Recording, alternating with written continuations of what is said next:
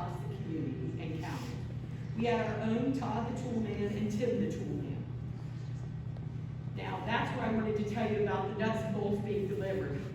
About midnight, I called Jerry. I said, Jerry, there's somebody back here. There's a pickup truck back here. And this is not gonna be nice. There's an old man and an old lady. Now that's kind of, well, here we are 33 years later.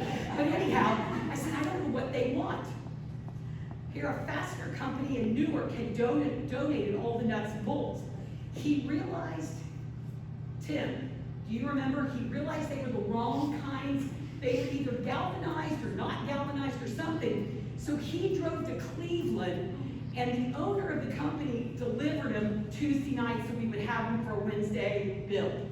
But I, being the security here on the playground, was scared to death and called Jerry and him and said, what do I do? He wasn't really too worried. We had volunteers from all over. We had donations from grandparents everywhere wanting to adopt our school. It was madness. The Ohio Department of Natural Resources had a team there for 3 days. The list goes on and on.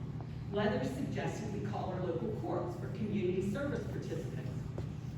Well, I called the wrong court, and they turned us down because their clients would have needed handcuffs and shackles to participate. They gave us the right number, and we had several folks come, serve their community service at the bill. And then they came back on the weekends for the food and the magic of our community. The workforce included skilled and unskilled workers. If you were skilled, you got to run power tools. So the entire Kirkersville staff decided they were skilled, so all the teachers could run power tools. Truth be told, the company could not believe how many skilled workers we actually had. Far more than any other playground. Just shows what a great community we have. Magic.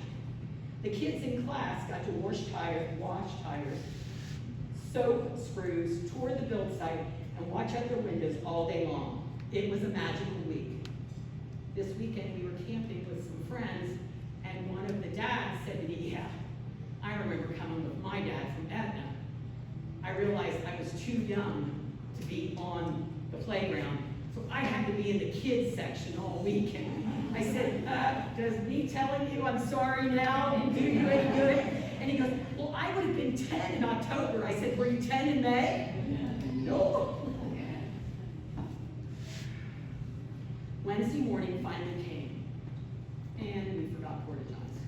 We had a construction company who wanted to send workers for a week, but a wet spring put them behind. We called to see if they had any connection to the company, and within 1 hour, the potties arrived and the bill was paid by the company. The day was gorgeous and everything was going great. Just talking about it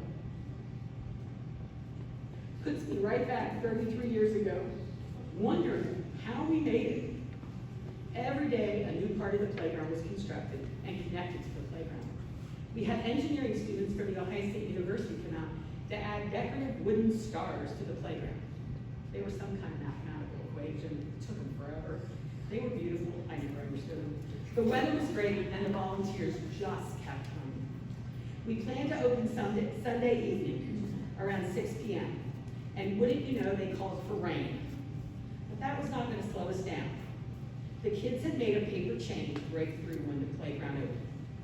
The kids put around the chain around the playground, and the team stood in the outdoor classroom to start the countdown for the grand opening. The countdown started, and when we got to 0, everyone just stood there. I just remember thinking how the kids were taking it all in, and then they ran. That was a special moment.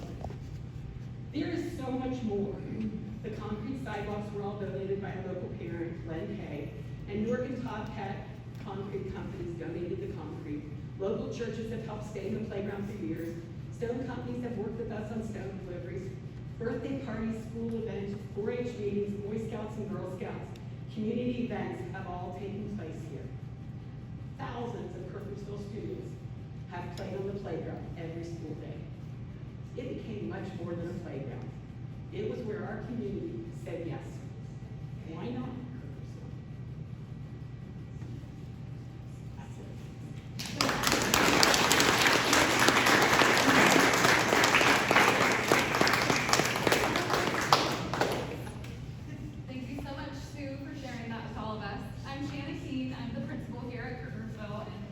I met with Sue, I don't know, was it maybe a week or so ago, and she shared with me all the stories about the, well, probably not all the stories, but a lot of the stories about the playground, and I was just so touched by everything that she shared with me. This really is a magical place, and I'm so honored to just be a little small piece of that during, however long I'm going to be here. But I'm so grateful for Sue. Can we give her another round of applause? The schematic is up here. If you remember, if y'all were there, remember the board that we had that had plastic on it, and it showed how deep the gravel was, and however high the equipment was, that's how deep the gravel had to be. So if the swing was, I don't know, 1.5 feet off the ground, the gravel had to be 6 inches deep. If they were going to jump off one of the towers, it had to be 13 inches. Well, the schematic is there. There's pictures, there's all kinds of things. And just the way the community came together, that is really a once in a lifetime event. I've never been a part of anything like that, and that's incredible. Kudos to all of you. It's amazing to hear, and I love hearing about the history of Kirkersville. So I was thinking at this time, if you were part of the time capsule, why don't you come on up here and maybe we can all open that together. I have no idea what's in it, but Casey's worried there's dead bodies. Your daughter-in-law a teacher here? Jared's what? Oh no, where's the teacher? That's not Jared. Jared. Jared's wife, she's in. Oh, she's in bigger. I didn't maybe she was here. Don't start filing. While you guys go in behind for a big group picture.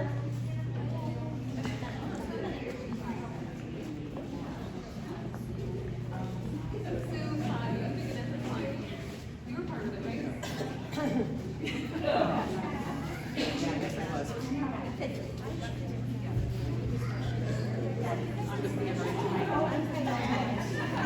Donna, I was going to try and work in. Do you remember when we locked ourselves in the building and you had to climb into the All right, you building? guys ready?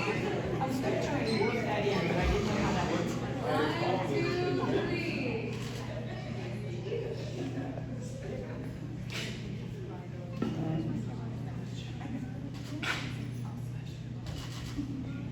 Yeah, I didn't know how that would work in. I do remember that. Your feet were up in the air and I was hiding when the police came because I didn't want anybody to know I was there. All right, you guys want to kind of gather around and start going through?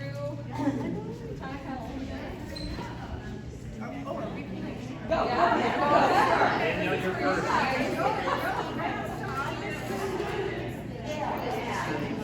It's like the playground, we're not ready yet. I know.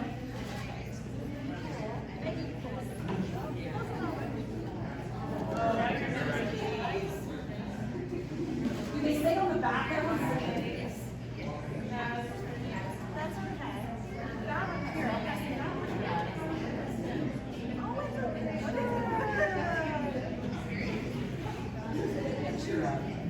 See my family, I love you for all of your things. Why don't I start with a picture? Wait a second, does she have dark hair? Yeah. It's me. You look the same. We know who put this in. Oh my God. Kevin Michael. Oh yeah, she does. Yeah, that's Chrissy Kevin. Should be Chrissy Kevin's hair in that picture. That's my girl. I thought it'd be a picture. Oh my gosh. Yeah, does she have dark hair? Here's your mom. I see that picture. I see that. Here it is. And your Uncle Bobby. Meet Sarah, Wyatt, Mark Knight, Gary Parrish.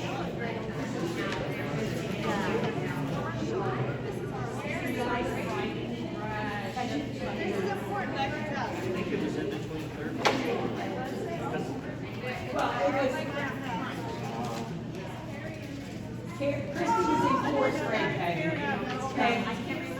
Peggy, Christy was in 4th grade. Christy was in 4th grade. Kevin Michael was in kindergarten. Yeah, Kevin Michael was in kindergarten. Yeah, and Christy was in 4th grade. Your mom was 3 years old. And she just ran around causing problems. Some things don't change. Yeah, things haven't changed.